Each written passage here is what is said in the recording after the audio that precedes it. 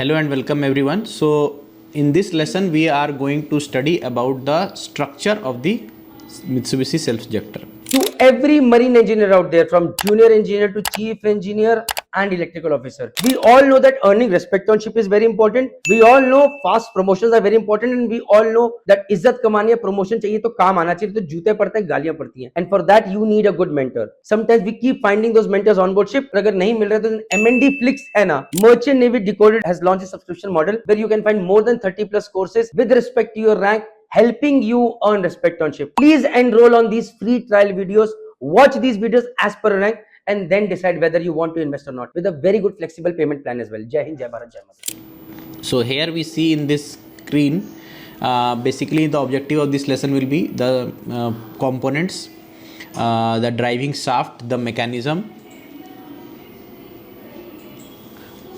and how the self-ejector is actually the elements or the components of the self-ejector that we are going to discuss in this one. Okay, so we see in front of the screen is the structure of the self-ejector. So we see that power transmission is done through motor, through the friction clutch to the horizontal shaft, and then there is a gear and pinion arrangement where the motor is running at 1400 rpm.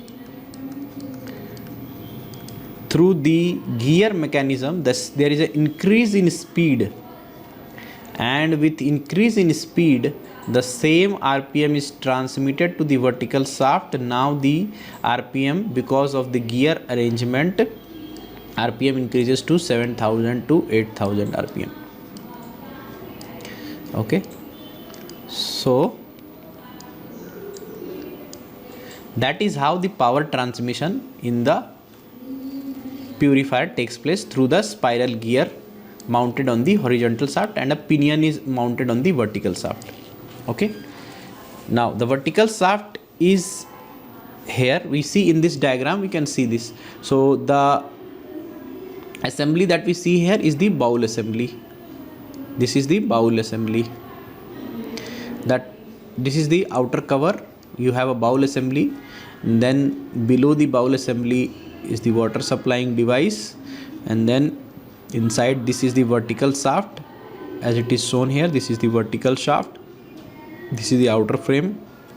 We have a friction clutch here and friction pulley, friction clutch arrangement is here. We will see that in details when we are moving ahead in this lecture. Okay, through this spiral gear mounted on the horizontal shaft and a pinion mounted on the vertical shaft. So if we can see here, so here is the assembly where the gear are matching. Okay, so the gear is matching with the pinion here. You can see in this part here the gear is matching with the pinion in the vertical shaft, and then power transmission is taking place. Okay, at the end there are two bearing housing here in the horizontal shaft as well as vertical shaft. You have two bearing housings, one in the lower part and one in the upper part. Here there is a gear pump mounted at the end, and here is the motor which is driving the mechanism. Okay. Then this is the multi monitor. We have sealing water inlet line here and water inlet. This is the oil outlet line, and there will be a corresponding oil inlet line also the similar way. So this is the somewhat structure of the Mitsubishi Self-ejector. Okay, vertical shaft is same way, supported by the two bearings. One is upper bearing and the lower bearing. Bowl mounted on the top of the vertical shaft rotates at the same speed as the vertical shaft. Okay, so through the pinion arrangement the shaft speed increases. The pinion is responsible for this increase in rpm, gear pinion arrangement.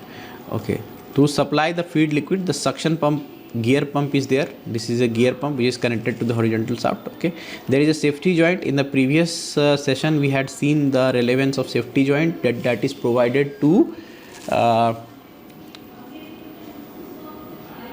protect the gear pump from any case of overloading. Say if the purifier is running overloaded and this shaft is running overloaded, the gear and pinion arrangement somewhere have teeths are missing and they are not moving.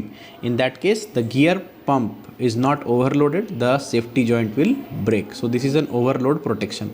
Safety joint is an overload protection.